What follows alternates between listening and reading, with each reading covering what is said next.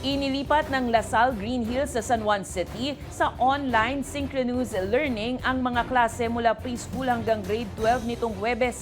Yan ay bilang precautionary measure matapos makatanggap ng security concern gabi ng Miyerkules.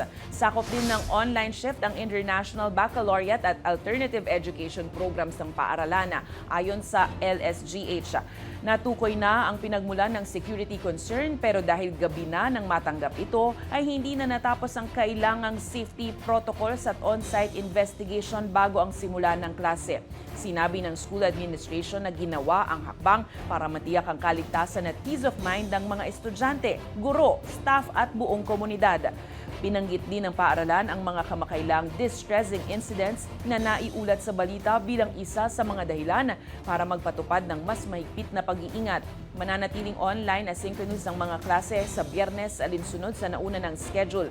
Patuloy din ang presensya ng Mandaluyong Pulis sa paligid ng paaralan habang isinasagawa ang mga kaukulang security measures. Persons of interest. Sa kadahilanan nga lang po hindi natin po pwedeng i-divulge. So, pinag-usapan po namin yung mga process po ng investigation at nagkakandak na po sila ng investigation na katuwang po yung ating kapulisan.